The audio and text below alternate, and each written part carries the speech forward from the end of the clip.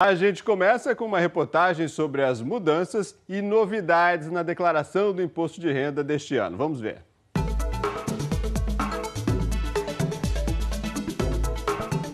Ficou mais simples mandar os dados para a Receita. Antes, a gente tinha que baixar um programa para fazer a declaração e um segundo só para enviar os dados. Agora dá para fazer as duas coisas com o mesmo programa. A gente ganha em agilidade e você tem a certeza que você vai estar sempre com o seu programa atualizado, porque hoje ele atualiza automaticamente. O Reginaldo é gerente de tributos e vai nos ajudar a entender outras mudanças na declaração desse ano. A Receita está pedindo o celular e e-mail de todos. Ninguém é obrigado a fornecer essas informações, mas é importante fazer isso. O que ela pretende com isso? É criar um canal de comunicação mais ágil com o contribuinte. É importante que a base cadastral da Receita esteja sempre atualizada, porque assim que ela normatizar esta forma de comunicação, o contribuinte já fica com a informação mais rápida junto à Receita. Para você que paga aluguel, também tem novidade. É preciso informar o valor total que gastou no ano passado, além do nome e CPF do dono do imóvel. Essas mudanças também estão mexendo com a vida de milhares de adolescentes. A partir de agora, quem tem dependente que completou 12 anos no ano passado precisa informar nome e CPF. É o caso da filha do Marco, completou 12 anos no ano passado, já fez 13 esse ano e não tinha CPF. Agora já entraram com pedido. Já entramos com pedido, estamos em movimentação. Vai ser uma coisa simples, não é uma coisa rápida nem complicada, né? Vai ser uma coisa bem simples. Bem, para tirar todas as dúvidas, também dar conselhos aí sobre declaração, recebemos aqui o auditor da Receita Federal, Leônidas Quaresma. Muito bom dia, obrigado mais um ano aqui pela aula para gente. Vamos lá. Vamos falar das novidades. O que vem de novidade aí para gente não assustar ninguém? Bom, a primeira novidade que interfere para o contribuinte é se ele tiver dependentes que completaram 12 anos ou mais até 31 de dezembro de 2016, esse dependente tem que ter CPF, senão ele não vai conseguir colocar esse dependente na sua declaração. Porque não é nada muito difícil também fazer o CPF, né? Não, ele pode ir em qualquer agência do Banco do Brasil, da Caixa Econômica ou dos Correios, a um custo de R$ 7,00 e ele tira CPF muito facilmente. Ou ele agenda um atendimento na Receita e tira gratuitamente. O próprio programa tem uma mudança esse ano, enfim, não precisa de 2 programas, um só. Sim, nós facilitamos a vida do contribuinte. Até o ano passado ele precisava de 2 programas, um que gerava a declaração e outro para transmitir. Esse ano os 2 programas estão juntos, então ele só precisa baixar o programa, preencher a declaração e transmitir sem o segundo programa. Se eu já tenho do ano passado? Se você tem do ano passado, você importa esses dados para o programa deste ano e a declaração já vem 80% preenchida. Você só vai alterar as novidades. Se você, digamos, teve as mesmas fontes pagadoras, quer dizer, continuou no mesmo emprego, o programa já te traz o nome da empresa e você vai colocar só os valores atuais. Então o programa vai ser só atualizado ali? Sim, sim. Se você não mudou muita coisa, se você, por exemplo, não mudou a sua fonte pagadora, ele vai trazer. Os médicos que você foi, ele te traz o nome dos médicos e clínicas que você foi o ano anterior. Para quê? Para que você lembre se de novo foi aquele médico ou se não. Então o programa ele facilita muito a vida do contribuinte. Olha, nós somos às ruas, a nossa produção foi às ruas, para ouvir aí as dúvidas da população. Então, vamos começar a tirar as dúvidas. A primeira pergunta agora é do Felipe. Eu tenho 21 anos, eu comecei a estagiar agora e eu queria saber se eu preciso declarar o imposto de renda e como eu faço para saber mais informações sobre isso. Bom, se ele começou a trabalhar, quer dizer, estagiar, começou a ganhar dinheiro, se ele ganhou no ano passado, ao longo de 2016, mais do que R$ 28.600, ele está obrigado a fazer a declaração. Ou se, ainda que tenha ganho menos que R$ 28.600, se ele foi retido na fonte, é interessante que ele faça a declaração para reaver isso que foi retido na fonte dele. Eu acho que deve ter muita dúvida na cabeça dele, talvez assim, eu ainda não sou um empregado, eu estou só estagiando.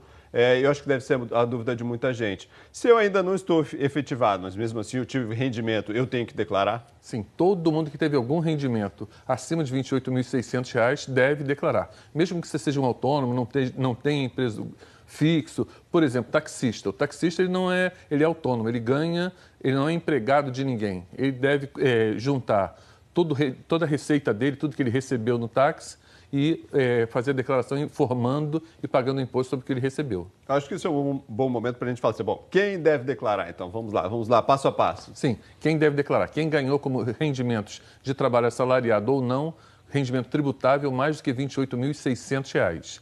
Quem teve como rendimento de tributação exclusiva ou isento mais do que R$ 40 mil. Um exemplo do que seria rendimento isento exclusivo?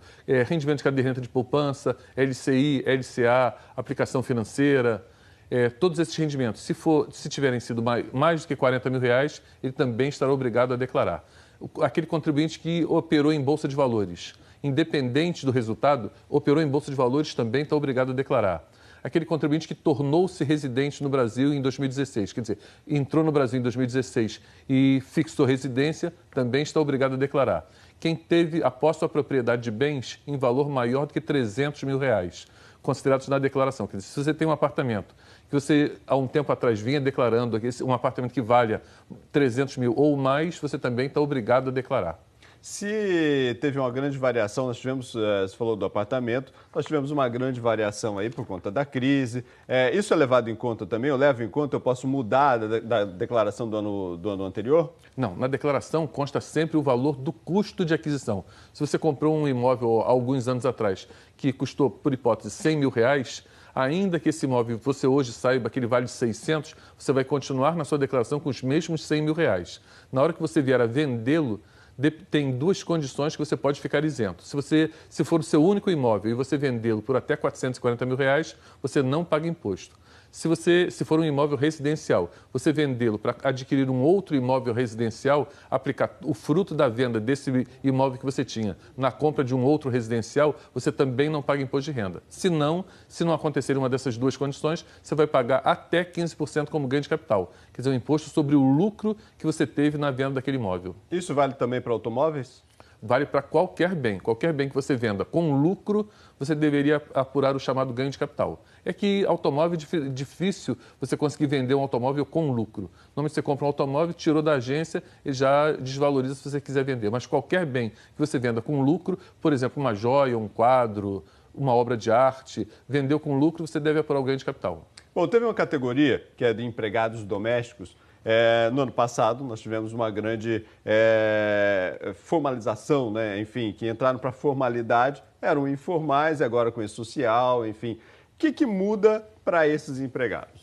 Bom, no caso da empregada doméstica, se ela ganhou mais do que R$ 1.903, que é o limite de isenção, certamente o empregador, quando pagou esse salário a ela, quando informou isso no E-Social, o próprio sistema do E-Social já calculou o imposto de renda retido na fonte.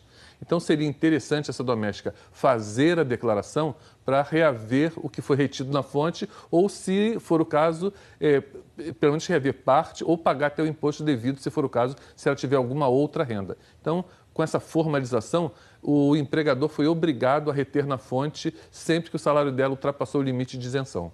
Vamos ver agora mais uma dúvida? Vamos lá.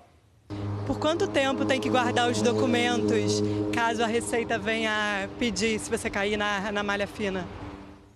Bom, o contribuinte deve guardar o documento por pelo menos 5 anos. Quer dizer, agora em 2017, ele tem que guardar todos os documentos daquilo que aconteceu de 2012 para frente. 2012 seria o exercício 2013, 14, 15, 16 e 17. Então, ele tem que guardar pelo menos 5 anos esses documentos. Bom, outra categoria, enfim, que hoje sofre muito, a categoria de servidores públicos, tanto servidores estaduais quanto municipais, enfim, que não estão recebendo em dia. Muitos têm reclamado do 13º, lá de 2015. Vamos esclarecer isso, então, como isso vai impactar na vida desses servidores? Bom, então vamos esclarecer. Pelo que eu já pude perceber, o Estado está informando no comprovante de rendimentos um valor de 13º que as pessoas estão dizendo que não receberam. Na verdade, esse 13º que aparece no comprovante de rendimentos do Estado do Rio, pelo menos, é o 13º de 2015, que foi pago em 2016. Por isso ele aparece como rendimento em 2016, porque o imposto de renda é regime de caixa. Quer dizer, ele vai declarar tudo que ele recebeu em 2016. Então, o 13º é relativo a 2015, pago em 2016. O governo tem que fazer isso, porque senão o servidor corre o risco de entrar para a malha, é isso? De cair na malha? Sim. Pelo que eu pude perceber, o comprovante está correto. E aí, digamos, toda história tem sempre um lado bom e um lado ruim. O lado bom é que esse servidor que não recebeu os 12 meses de salário em 2016, esse vai pagar menos imposto. Por quê? Porque os 10 meses de salário, por hipótese, ele recebeu de janeiro a outubro. Esses 10 meses estarão diluídos em 12, no ano inteiro. Então, ele vai pagar menos imposto esse ano.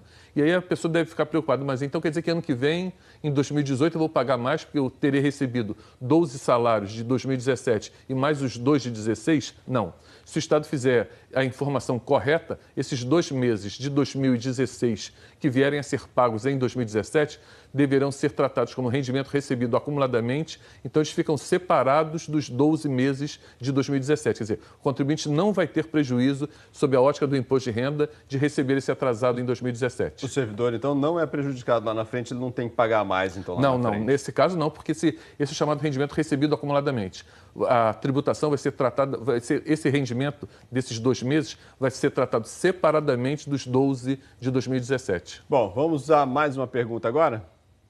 Eu gostaria de saber se despesas extras escolares, né, como transporte escolar, aulas extracurriculares, se podem ser deduzidas no imposto de renda. Não, a despesa com instrução são só as mensalidades da creche até a universidade, incluindo pós-graduação. Quer dizer, cursos livres, curso de inglês, curso de dança, natação, transporte escolar, material escolar, nada disso entra no cômputo da dedução. Vamos detalhar todas as deduções. O que é possível deduzir? Bom, o contribuinte ele pode deduzir a contribuição previdenciária oficial, o todo da contribuição previdenciária oficial. Ele pode deduzir a contribuição à previdência privada, mas essa é limitada a 12% do rendimento dele. Okay? Ele pode deduzir a contribuição ao FUNPRESP, que seria a previdência privada do servidor público. Ele pode deduzir também despesa com instrução, sendo curso regular, quer dizer, as mensalidades de cursos regulares, dependente, e dependente não, digamos, a gente diz que não é pró-rata. Se, digamos, o contribuinte teve um filho dia 30 de dezembro, ele considera o valor da dedução integral. Se ele teve, digamos, uma mãe que era dependente dele, que morreu no dia 1º de janeiro, ele também considera a dedução integral. Dependente não é pró-rata. Tem a despesa médica, que não tem limite também, e aí despesa médica entra plano de saúde... Vale remédio? Não, medicamentos não. Medicamento não? Não.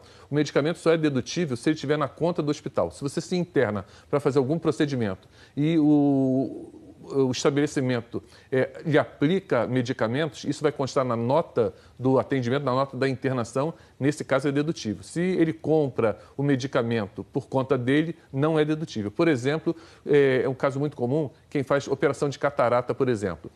Se a pessoa compra a lente em seu nome e entrega para o médico para colocar, isso não é dedutível.